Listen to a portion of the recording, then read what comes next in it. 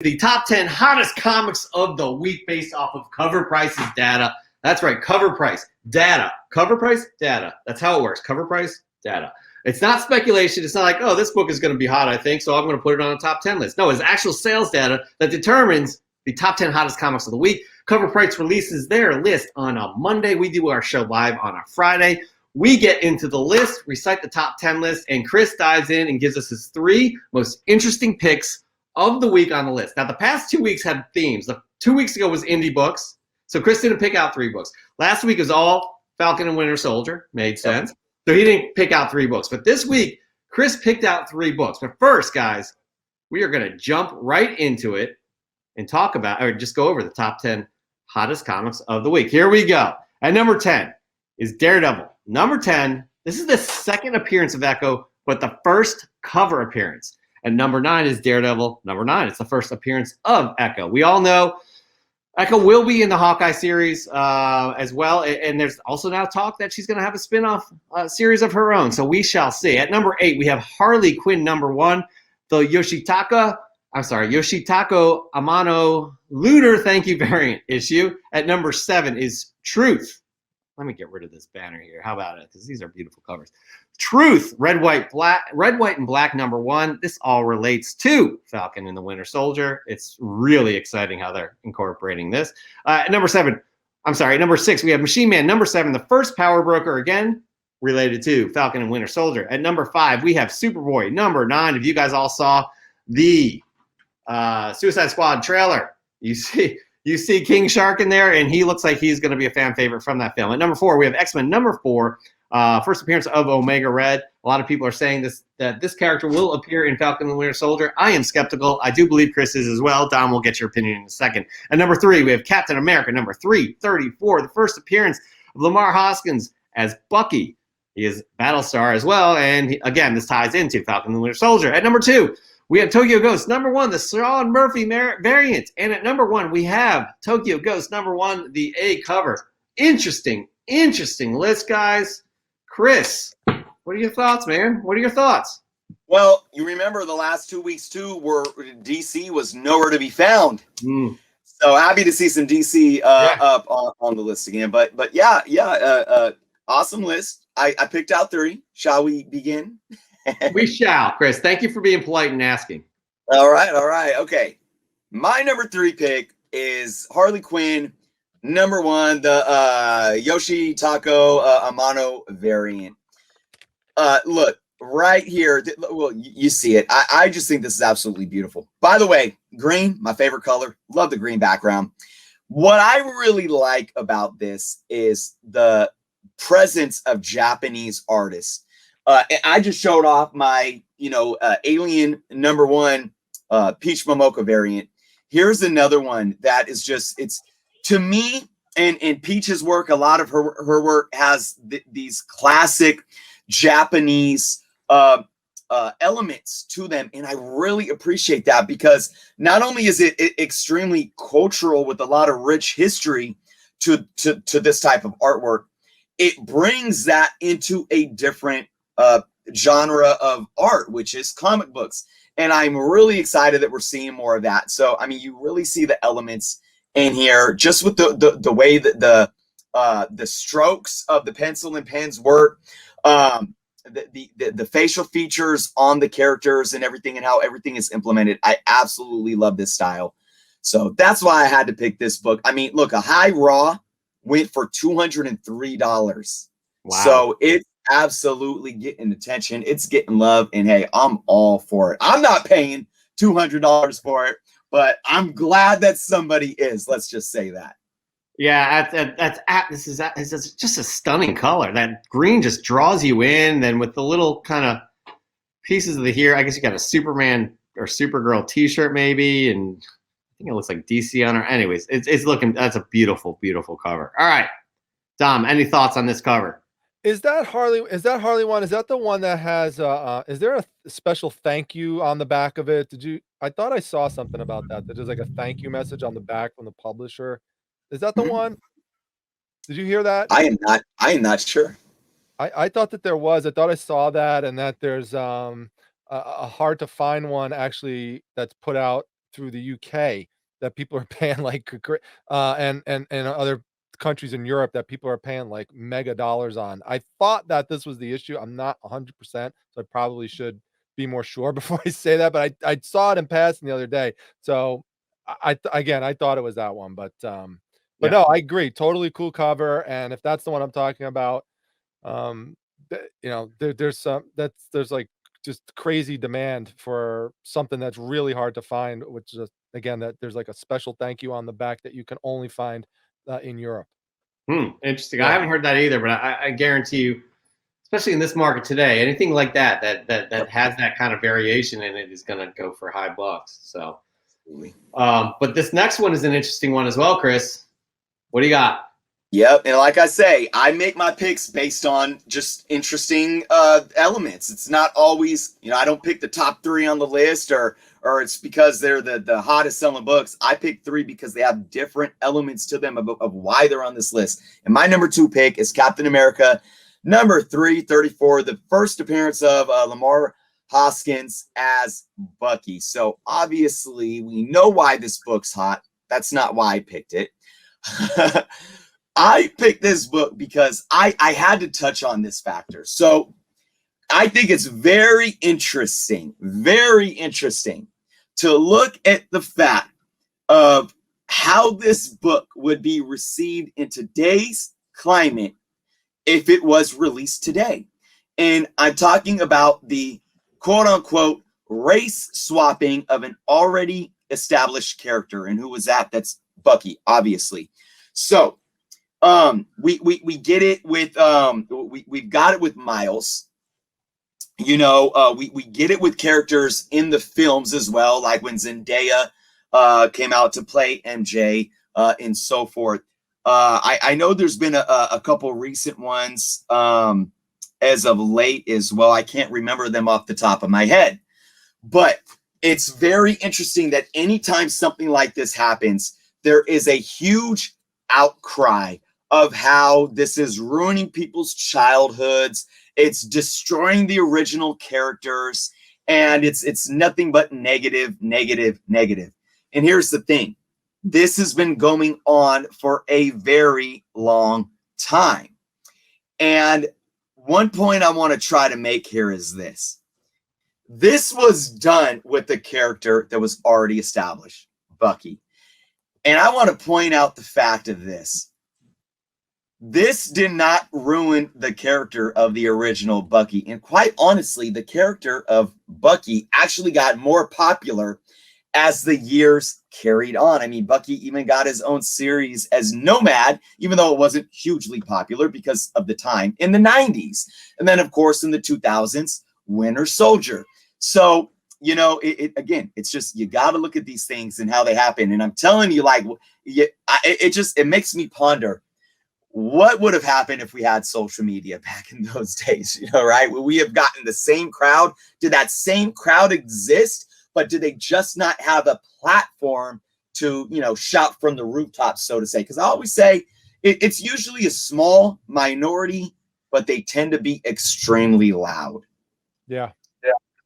Yeah, I'm wondering if there was a hubbub back then about this. I had this issue. I bought it off the rack. I was too young to probably even understand anything about it. It was just another story of a dude that took over the Bucky mantle. I think they did address it. I don't remember this. I remember reading something recently how they maybe addressed how it could be, especially the term could be a derogatory term of some sort. But I remember not thinking anything of it, and it was just another dude that was this character. That's how I remember it. I don't know, Dom, if you picked this up or had this book on your radar back then. Yeah, well, Pete Keel put down there's a controversy was that it was a black man being called Bucky, so that be like a reference to like buckwheat. So that was probably something, derogatory. Well, it is that you could read that into it like a derogatory thing. Yeah. But back then, if people were upset about it, they didn't have, like you said, the social media to amplify that times 1,000. The way that they would express their discontent is by writing a letter and sending it in. No one does that anymore, right? So, and you'd have to wait a couple issues for that to come in. I don't know about, well, you guys probably did, but I love reading the letter section. in the Yep. back. And hated when they got rid of the letter section in so many comic books. So that's how people would express it. Yeah. By yeah. Go ahead, I'm By sorry. the way, though, I do just because so I don't leave the audience hanging on it. I did go to confirm.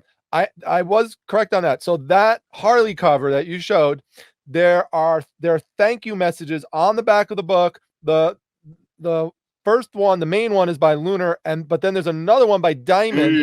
You can only get in Europe, and people Right. are buying trying to find that comic book in like comic shops in Ireland to get it because it's so hard to find, and Wow. paying up like huge amounts of money because it's the only place you could get the one that says thank you from Diamond.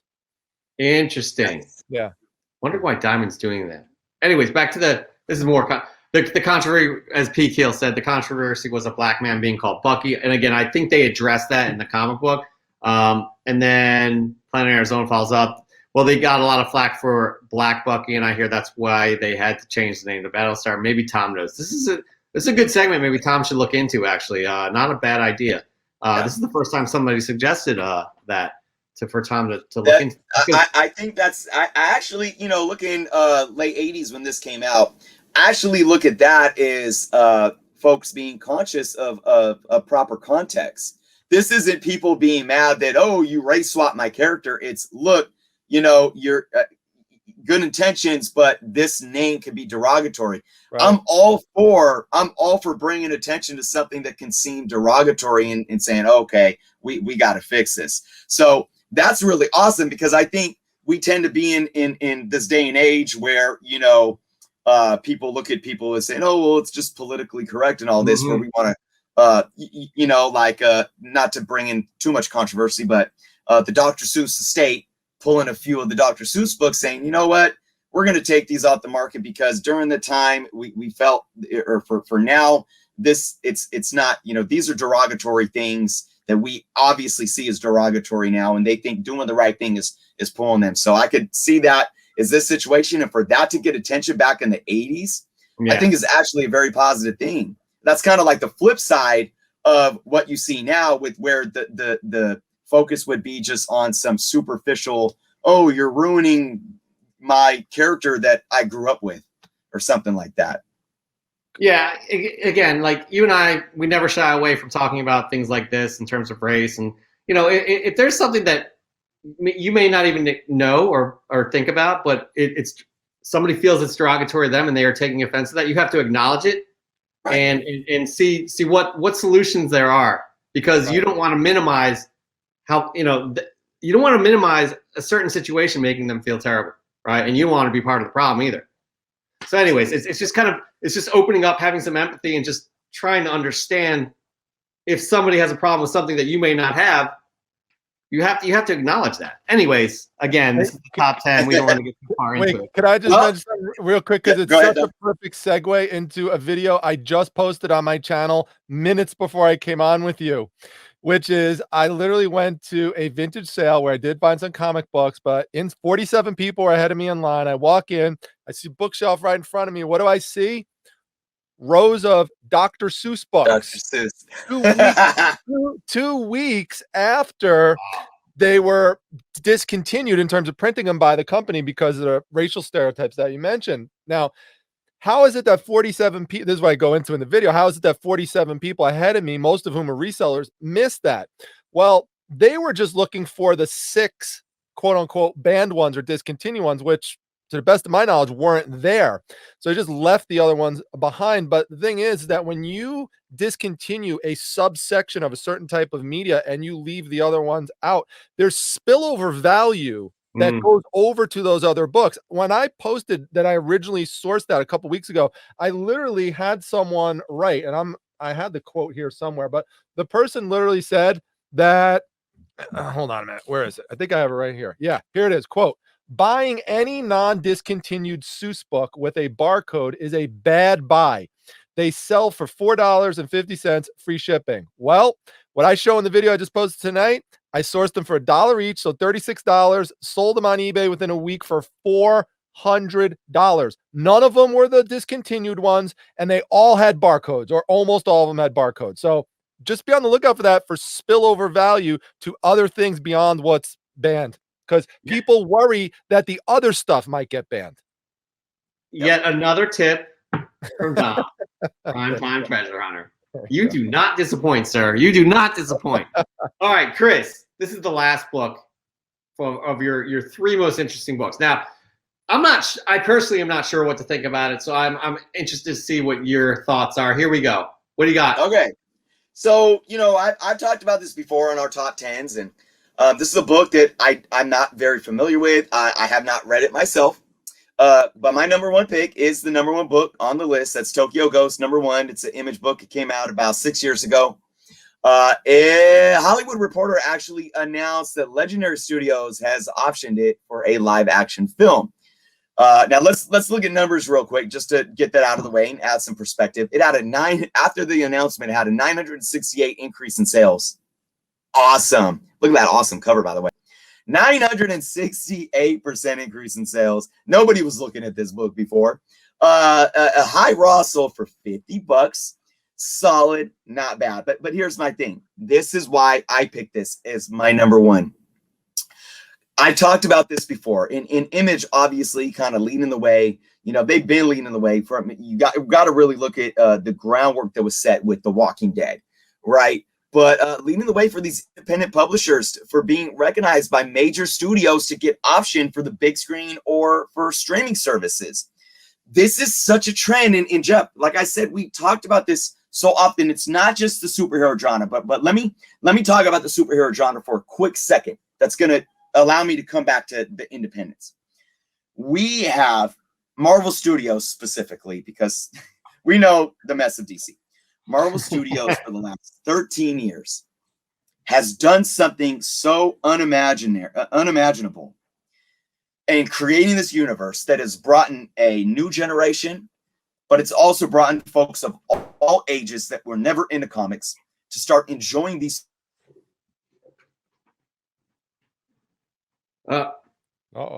Sometimes his internet is a little dicey. So basically, he's saying that Jeff. What, Jeff? He's yelling at me. Dude, hold on. What did I just say? What did I just mention before I got cut off? He probably said AT&T. No, you said 13 years of DC. Marvel. Did you hear me? Yeah, you did actually. You did. You're right. I was hyping Marvel up. Wow. AT&T, I'm telling you, shame on you. All right, where was I? You were saying 13 years of Marvel. AT&T, right, exactly. And AT&T's like, I'm shutting you down again. Anyway, so you got what Marvel Studios done for 13 years, bringing in a younger generation into loving these characters. You get people of all ages that have never paid attention to comic books before starting to dive into these characters, and a lot of them are coming back into the comic books. Okay, so you get that already with the comic book medium. Marvel has done it with the superhero genre, but then you got something I wouldn't say even bigger, but it's this. It's a larger scheme of things that's going on, kind of that's rumbling in the foundation of the medium of comic books. And that's what independent companies have been able to do by getting their stuff optioned off to big studios. And my point is this: it's changing the game of how artistic expression and stories are being told. Because whereas 20 years ago, we were, and don't get me wrong, they were there. We had the Batman film in '89. We had the Blade movies in the late '90s. But movies did not come from comic books. Movies came from novels, from playwrights, from screenwrites, and from just, getting a director to get a screenwriter to put something together for a film. I don't know the numbers. I don't know the actual numbers, so I can't throw an actual number out there. But I can imagine how high the percentage. Look at your streaming services and look at all the popular shows or even some of the films. Like we just had New Guard come out last year, right? As a feature film straight to Netflix. How many of these shows and these films are being optioned from comic book material? And a lot of that is being built up from these independent companies and stories like Tokyo Ghost. And that's why I picked this book, because I really think, and it goes back, everyone says people don't read comic books anymore. Comic books are such a revolutionary art form right now. They're not just telling stories to bring readers into reading comic books. They're creating stories that are being brought into every form of media that we can actually consume. Animation, streaming, television, TV shows, live action cinema. I mean, it's video games. Comic books are doing so much right now, and you got to give a big shout out to companies like Image and Boom and Dark Horse for continuing to create storylines that are being looked at and taken seriously by these big major studios. And I think that is absolutely huge. It's a game changer, and I think we're going to see it grow going into this next decade. Yeah, it's taken over. Like, you can't deny that, and you're so right. It used to be that the comic books adapted film properties. Now the film properties are adapting the comic books. Like, Yeah. it's an incredible time to be a fan, especially like us growing up in the 80s. Like, being exposed to all of these amazing properties, and you never thought you'd see the day where the studios are leaning on those companies to create these films, and it has a lot to do with fans who grew up and entered the business themselves. I remember when it was a huge deal when Batman came out in '89. It was going absolutely crazy. I couldn't believe it. And my gosh, look how things have changed since then. I mean, yeah, you had the cheesier like Captain America and Spider-Man movies before that, but I mean, in the zip up suits. But this is obviously it's totally progressed on another level lately. And you're right. I say this all the time. Now is the best time to be involved with comic books, for sure, as a collector and as a seller. It's the best time. No, definitely. It's a lot of fun. By the way, we're going to end our top 10 hottest comics of the week, brought to you by Cover Price's Data Points. Not sponsored by Cover Price, but we just take their data, just like a stock index, and check it out and dissect it. Chris does a great job every week.